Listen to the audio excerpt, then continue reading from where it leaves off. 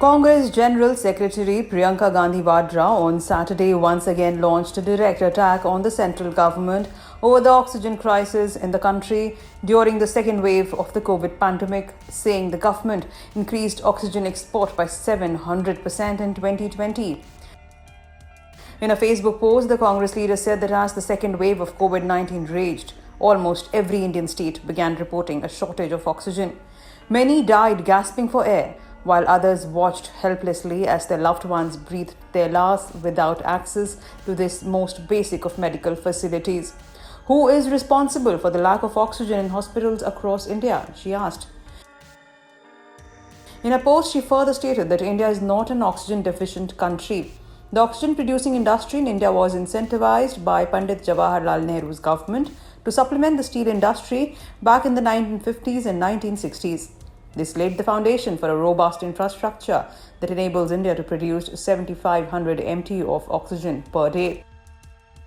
Just to give you an idea of the requirement for medical oxygen in India, let's look at the oxygen consumption of all Indian hospitals put together at the peak of the second COVID wave.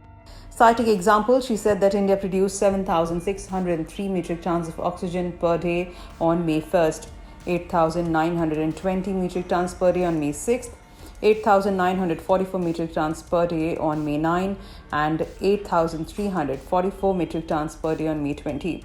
She said that at its height, this figure was 8,944 metric tons. This means the oxygen shortfall at the peak of this wave was less than 1,500 metric tons. So what went wrong? She questioned. Attacking the government, Priyanka Gandhi said the Narendra Modi government increased its oxygen exports by over 700% in the year 2020, a pandemic year. Most of this supply went to Bangladesh. It also made no investments towards the early import of surplus oxygen. She also alleged that in a shocking example of incompetence, the Modi government made no effort to arrange for the transport of oxygen from oxygen-producing facilities to the hospitals of India in case of an oxygen emergency. Meanwhile, India recorded 173,790 new COVID-19 cases in the past 24 hours, the lowest in the last 45 days.